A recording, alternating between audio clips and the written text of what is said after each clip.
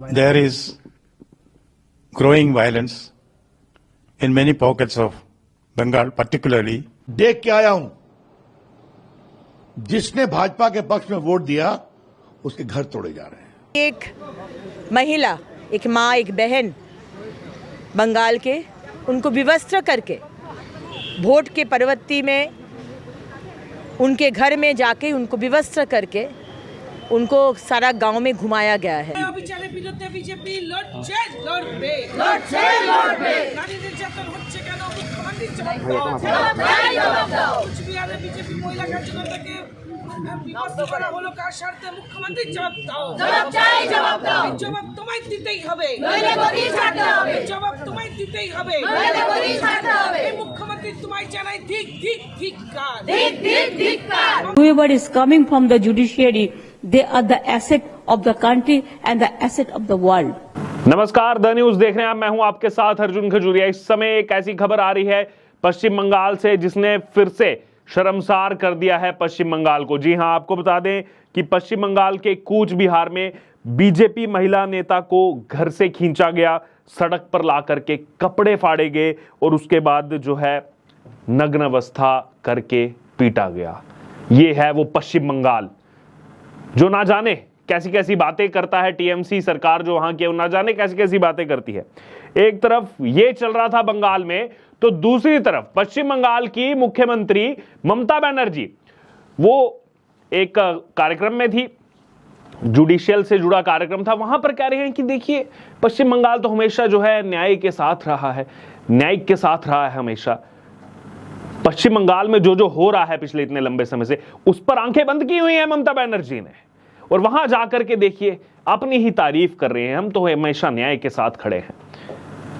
कौन सा न्याय दिला रहे हैं ममता बनर्जी? सबसे पहले बात की जाए अगर कि कूच बिहार में बीजेपी की महिला नेता को प्रताड़ित किया गया, घसीट कर खींचा गया और टीएमसी नेताओं पर इसका आरोप लगा है। और ये पहली घटना नहीं है पश्चिम बंगाल में, तो लगातार हो रहा है, सिलसिलेवार तरीके से हो रहा है। संदेश खाली में जो हुआ वो केवल एक मुद्दा था, पूरे पश्चिम बंगाल में इसी तरह की चीजें हो रही हैं जब से ममता बनर्जी सरकार है। कहां है न्याय? अब इसी को लेकर के सबसे पहले आप सुनिए पश्चिम बंगाल के जो राज्यपाल हैं उनकी स्टेटमेंट सामने आई है। और पश्चिम बंगाल के राज्यपाल की अगर बात की जाए तो उन्होंने कहा है, सीवी आनंद बोस ने, उन्होंने इस घटना को लेकर के कहा है कि अनुच्छेद 167 के तहत राज्यपाल को जो अधिकार दिए गए हैं उस पर तुरंत उन्होंने मुख्यमंत्री से रिपोर्ट मांगी है। ममता बनर्जी से उन्होंने रिपोर्ट मांगी है। तो ममता जी, आप जाकर के पहले रिपोर्ट दीजिए। सुनिए पहले क्या कह रहे हैं गवर्नर पश्चिम बंगाल के। There is growing violence in many pockets of Bengal, particularly Kuch Bihar. I will immediately ask a report from the Chief Minister upon the authority vested in the Governor under Article 167 of the Constitution. तो ये आपने सुना पश्चिम बंगाल के governor को। और दूसरी तरफ आप देखिए ममता बनर्जी क्या कर रहे हैं। एक कार्यक्रम में वो मौजूद थी और वहां न्यायपालिका पर जो है तमाम चीजें वो कह रही थी। कोलकाता में एक कार्यक्रम हुआ कि एक नेशनल जुडिशियल अकेडमी का जो है एक क्षेत्रीय सम्मेलन था, उसको संबोधित किया। ममता बनर्जी ने कहा कि मेरी एकमात्र अपील है कि देश की न्यायपालिका को पूरी तरह से निष्पक्ष और ईमानदार होना चाहिए, गोपनीयता बरकरार रखनी चाहिए। पहले सुनिए क्या कहा ममता बनर्जी ने, उसके बाद आपको बताते हैं कि इनकी कथनी और करनी में कितना अंतर है। Whoever is coming from the judiciary, they are the asset of the country and the asset of the world. Only my humble request will be to all of you. First, I want to apologize to mention this to all of you. It is not my intention to humiliate or manhandle anyone, but my submission, my kind submission, that please see no political biasness in judiciary. Judiciary must be pure, absolutely pure, honest, secret, and let the people do the puja. तो ये आपने सुना पश्चिम बंगाल की मुख्यमंत्री ममता बनर्जी को। अब आगे क्या कह रही हैं? ये कह रही हैं कि बंगाल सरकार हमेशा न्यायिक तंत्र के साथ है। ममता बनर्जी जो ये बयान दे रही हैं हमेशा न्यायिक तंत्र के साथ है।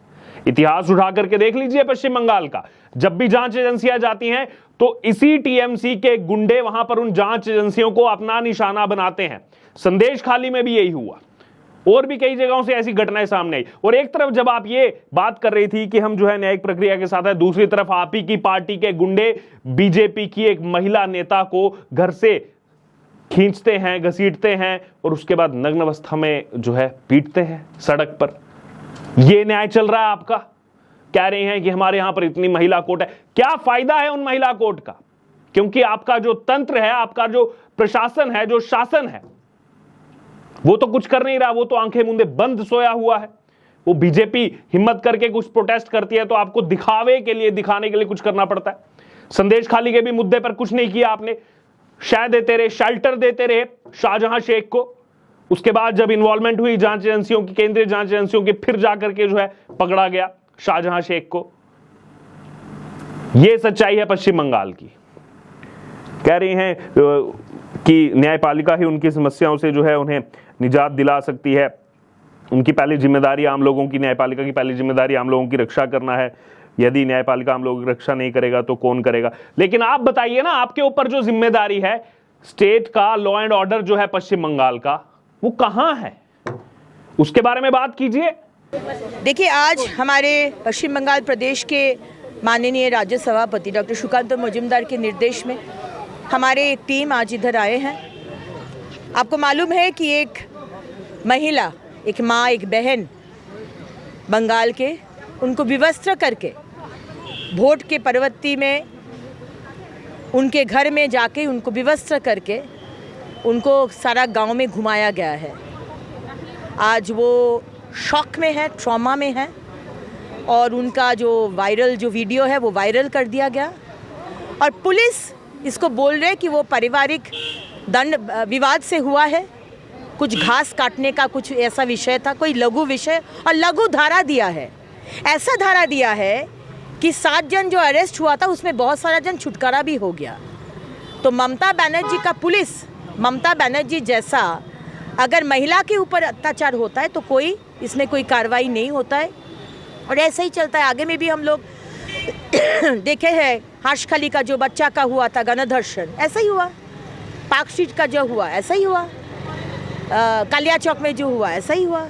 हर जगह ऐसा ही होता है। लेकिन मणिपुर में जब होता है तो ममता बनर्जी का बहुत आंदोलन होता है, टीम भेजा जाता है। हमारे राहुल गांधी जी, हमारा प्रियंका गांधी वाड्रा टीम भेज देते हैं, अपने चले जाते हैं। लेकिन वैसा ही चीज़ जब कुछ बिहार में, बंगाल में होता है, तब उन लोगों का मुंह से एक शब्द नहीं निकलता है। तो हम लोग को पुलिस के ऊपर भरोसा नहीं है। आज शाम तक विमेंस कमीशन का टीम आ रहे, और हम केंद्र सरकार को बोलेंगे हमको सीबीआई चाहिए, हमको सजा चाहिए, हमको जस्टिस चाहिए। অবিচারের বিরুদ্ধে বিজেপি লড়ছে, লড়বে। নারী নির্যাতন হচ্ছে কেন? মুখ্যমন্ত্রী জবাব দাও। কুচবিহারে বিজেপি মহিলা কার্যকর্তাকে বিভক্ত করা হলো কার স্বার্থে? মুখ্যমন্ত্রী জবাব দাও। জবাব তোমায় দিতেই হবে, জবাব তোমায় দিতেই হবে। এই মুখ্যমন্ত্রী তোমায় জানাই ঠিক ঠিক ঠিক কার, মমতা ব্যানার্জি তোমায় জানাই ওয়াক্তু ওয়াক্তু ওয়াক্তু ওয়াক্তু। कथनी और करनी में इतना बड़ा अंतर है। और अभी इसी मुद्दे को लेकर के रविशंकर प्रसाद जो हैं बीजेपी के नेता, उन्होंने जबरदस्त प्रहार किया है।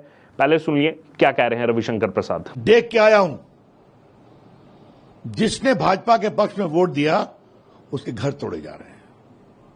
मैं उस यंग महिला से मिल के आया हूं जिसको निवस्त्र किया गया, दलित थी वो, बलात्कार किया गया, कोई कार्रवाई नहीं की गई। मैं जाकर के अस्पताल में उससे मिल के आया। मैं उस दलित महिला के गांव दुकान पर गया जिसके दुकान की छत तोड़ दी गई कि उसका बेटा भाजपा का काम करता था। मैं उस डायमंड हार्बर अभिषेक बनर्जी की कंस्टिट्यूंसी में मिल के आया भाजपा की कार्यकर्ता से जिसका बूट से टीएमसी के गुंडों ने पैर तोड़ दिया। मैं गया था संदेश खाली, जहां कहा जा रहा है कि तुमने रेखा पात्रा को वोट दिया है, अब तुम ममता बनर्जी के बोरिंग से पानी नहीं पियोगे। इसे कहते हैं तालिबानी राज्य। मैं जिम्मेदारी से कह रहा हूं, एक महिला मुख्यमंत्री और उनके अंदर में हमारे आदिवासी और दलित महिलाओं का ये बदतमीजी और उनकी इज्जत के साथ बेआबरू हो रही है, पुलिस कार्रवाई नहीं करती। हम लोगों ने हल्ला किया तो देखने के लिए कुछ कार्रवाई दिखाई जा रही है, ये नहीं चलेगा। ये है बड़े सवाल। और दूसरा सवाल पूछना है राहुल गांधी एंड कंपनी से कि रोज संविधान दिखाते हैं और बंगाल में संविधान की धज्जियां उड़ रही हैं लोकतांत्रिक अधिकार को लेकर, आप खामोश हैं। महिलाओं की इज्जत उड़ी जा रही है और आप खामोश हैं। ये सवाल हैं, इसलिए मैंने कहा ये तालिबानी राज है और है। तो ये आपने सुना रविशंकर प्रसाद को, क्या कहा उन्होंने कहा कि मैं देख करके आया हूं क्या हुआ है पश्चिम बंगाल के अंदर। वहां पर जिस तरीके से तालिबानी राज बताया उन्होंने, बंगाल में जो चल रहा है, बंगाल सरकार को तालिबानी राज उन्होंने जो है बताया है यहां पर, कि कैसे निवस्त्र किया गया दलित महिला, आदिवासी महिला, किस तरीके से उनके जो है अधिकार छीने जा रहे हैं और जो बीजेपी से जुड़ा है उस पर कैसे हमला कर रहे हैं। और यहीं से राहुल गांधी पर भी सवाल खड़ा किया है और कहा है, राहुल गांधी पर सवाल खड़ा करते हुए, कि राहुल गांधी और जो कंपनी है ये रोज संविधान दिखाते हैं, संविधान की दुहाई देते हैं, लेकिन बंगाल में संविधान की धज्जियां उड़ाई जा रही हैं। उस समय कहां है राहुल गांधी और बाकी इनके नेता, बाकी इंडिया अलायंस के नेता। केवल अधीर रंजन चौधरी आवाज उठाते थे, वो चुनाव हार गए, अब तो लीडर ऑफ अपोजिशन भी नहीं है, उनको तो कोई सुनता ही नहीं है ऐसा लगता है। सेंट्रल लीडरशिप तो उनको भाव ही नहीं देती है ऐसा लगता है। तो रविशंकर प्रसाद ने भी जबरदस्त पलटवार किया है और एक तरफ कथनी कुछ और, करनी कुछ और, यह सच्चाई है पश्चिम बंगाल में ममता बनर्जी सरकार की। बहरहाल क्या कहना है आपका इस पूरी खबर पर, आप जरूर हमारे कमेंट बॉक्स में शेयर करें और बने रहे द न्यूज़ के साथ। धन्यवाद।